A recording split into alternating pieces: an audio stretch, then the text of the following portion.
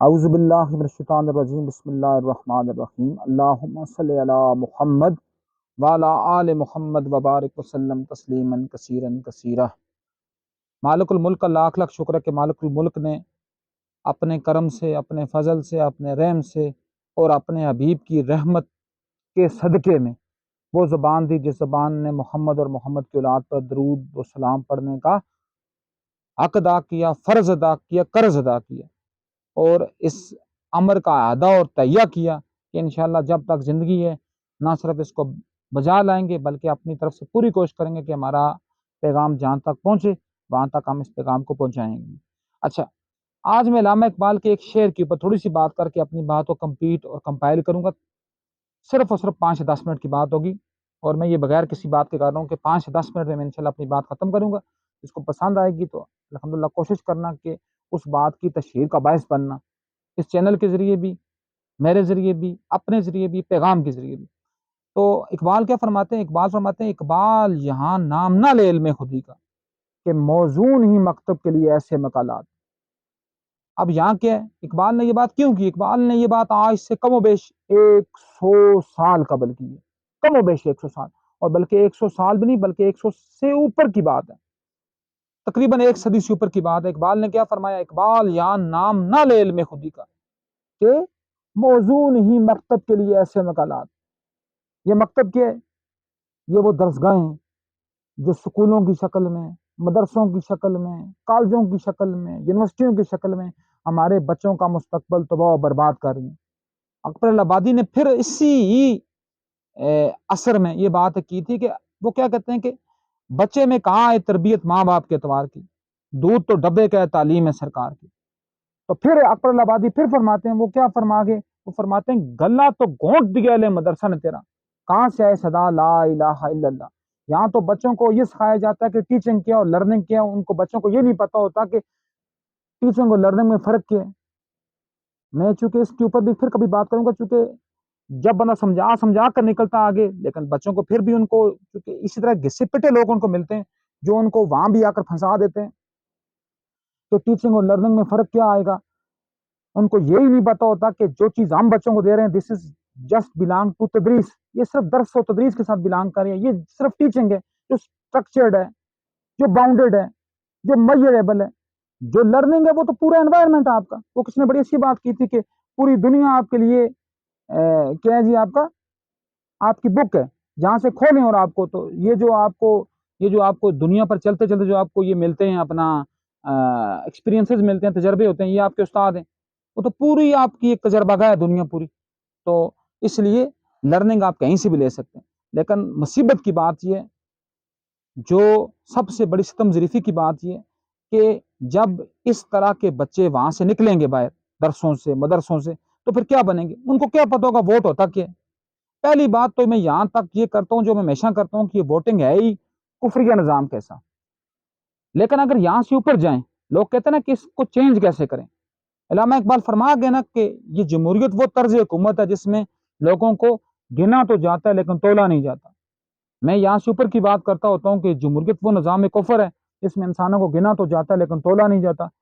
اب اگر تھوڑی سی ایک مڈ لیول کی بات کی جائے کہ اس کو ہم ختم کیسے کریں، ختم کرنے کے لیے کچھ نہ کچھ ہمیں وے چلنے پڑیں گے۔ اس کے لیے سب سے بڑا وے یہ ہے کہ سب سے پہلے کوشش یہ کریں کہ ہر بندے کو ووٹ کا حق مت دیں۔ ووٹ کا حق صرف اسی کو دیں جو بندہ ووٹ کی طاقت کو سمجھنے کا اہل ہو۔ اس کے لیے کیا ہے کہ آپ ایک کرائٹیریا مختص کر دیں کہ ایک بندہ ہے جو کم سے کم گریجویٹ ہوگا وہ ووٹ دے گا۔ اس کو کم از کم کچھ تھوڑی بہت جو ہوگی نا اس زمانے کی اپس اینڈ ڈاؤنس کی سمجھ ہوگی۔ اگر یہ کریں کم از کم کچھ نہ کچھ چھاننی ہو جائے گی۔ اس کے بعد ایک اور کام کریں، کم سے کم 30 سال سے پہلے ووٹ کے حق کو ختم کر دیں۔ آپ نے ووٹنگ کا حق دیا ہوا یہ چھوکروں کو، چھوٹے چھوٹے بچوں کو جو کیا کرتے ہیں ماں باپ کے حرام کے پیسے کی کمائی سے کھاتے ہیں، اور پھر کیا کرتے ہیں جی نعرے۔ ان کو کیا پتا ہے کہ روٹی آئی کیسے؟ روٹی 40 روپے کی ہو گئی ہے، اس کو کمانے کے لیے کون کون سے پاپڑ بیلنے پڑتے ہیں۔ ان کو کیا پتا ہے کہ بجلی کے 1 یونٹ جو ہے وہ 57 روپے کا ہو چکا ہوا ہے، اس کو بھرنے کے لیے ہمارے ماں باپ پیسے کہاں سے لاتے ہوں گے؟ ان کو کیا پتا ہے کہ چاول جو ہے وہ 1 کلو 200 روپے کے ہو گئے، اس کو خریدنے کے لیے استاد کہاں سے آئے گی؟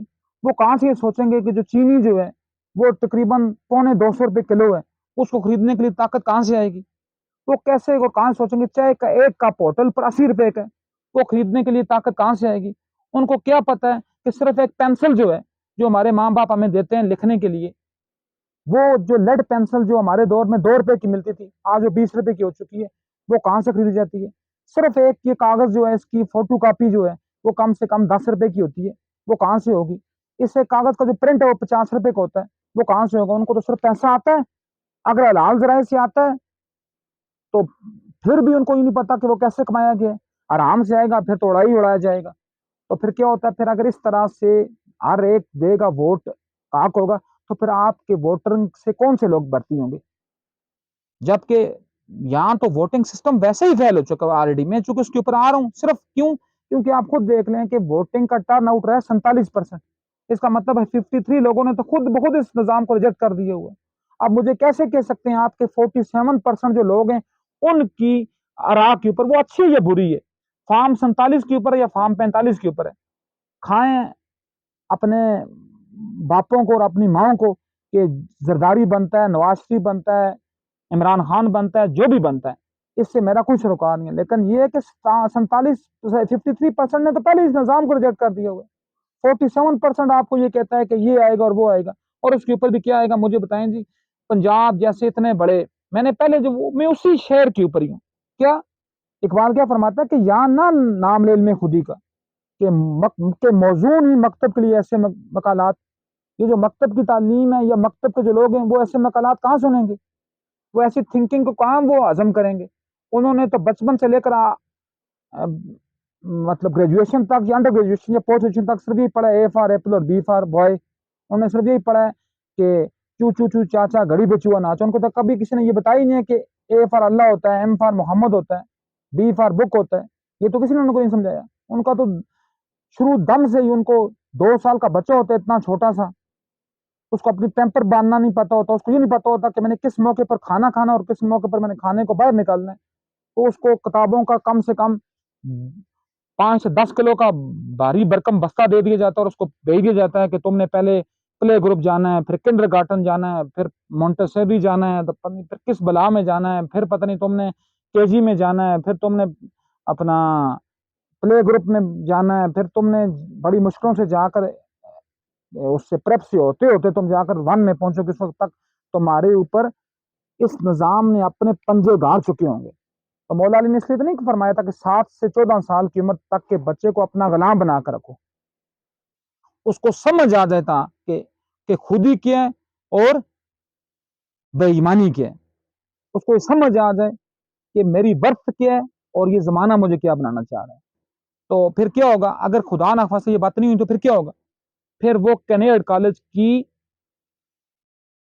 مسترد شدہ مریم نواز آپ کی وزیر اعلیٰ بن جائے گی، اور پھر وہ آپ کے اوپر کیسے حکومت کرے گی یہ اللہ ہی بہتر جانتا ہے، اور اللہ کا رسول بہتر جانتا ہے کہ وہ آپ کو کہاں سے کہاں کس گڑھے میں آپ کو گرائے گی۔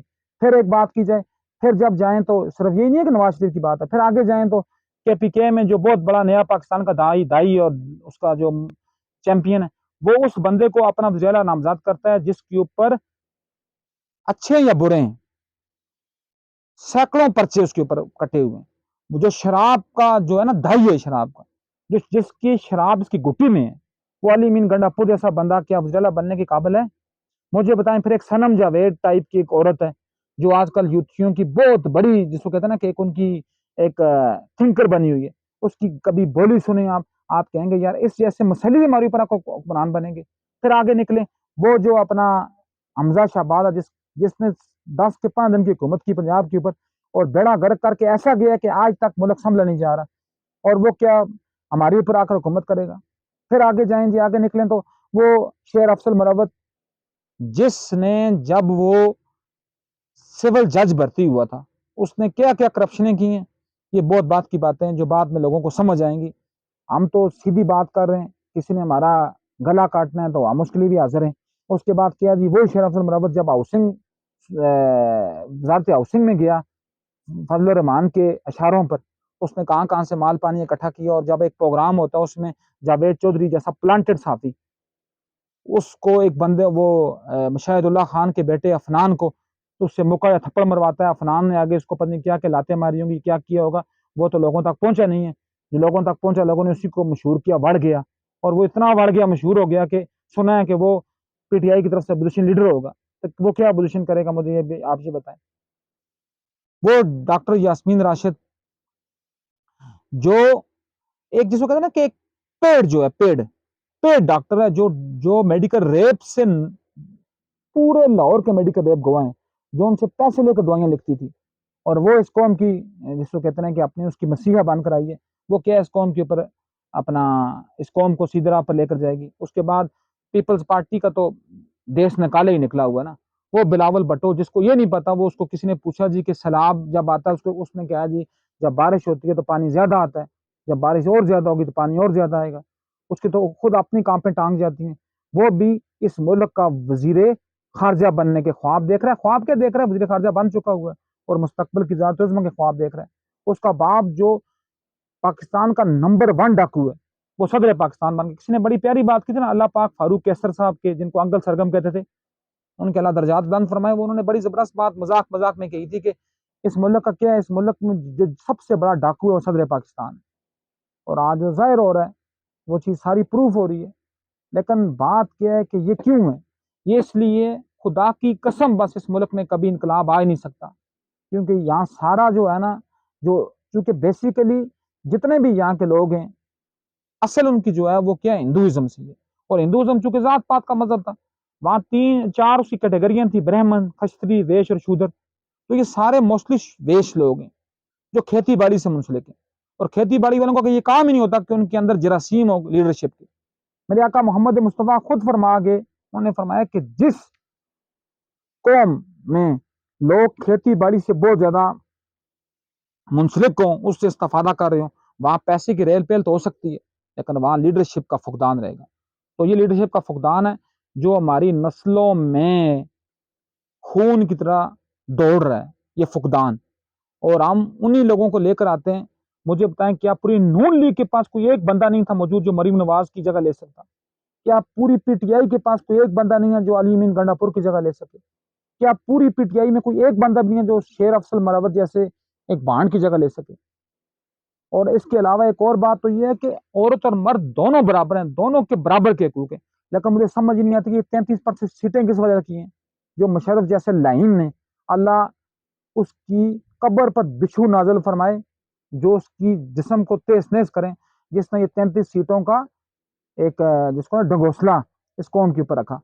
اللہ کرے 100% عورتیں آئیں الیکشن کنٹیکسٹ کر کے. الیکشن وہ پھر میں یہ کہہ رہا ہوں, پھر لوگ کہیں گے کہ الیکشن کیسے کنٹیکسٹ کریں گے, الیکشن تو ایک شریف بندہ بھی کنٹیکسٹ نہیں کر سکتا, عورت ہماری ماں بہن بیٹی کیسے کنٹیکسٹ کرے گی؟ اس نظام کو بدلنے کی ضرورت ہے نا. یہ نظام کیسے بدلے گا؟ جب ہم لوگوں کے اندر خود یہ چیز پیدا ہوگی اور پتہ چلے گی. ابھی تو ہمارے یہاں یہ چیز پیدا ہی نہیں ہوئی, نہ پتہ چلی ہے. ابھی تو بڑی مشکل سے یوتھی یہاں تک پہنچے ہیں جی کہ ہم تو ووٹ کی طاقت سے چلیں گے.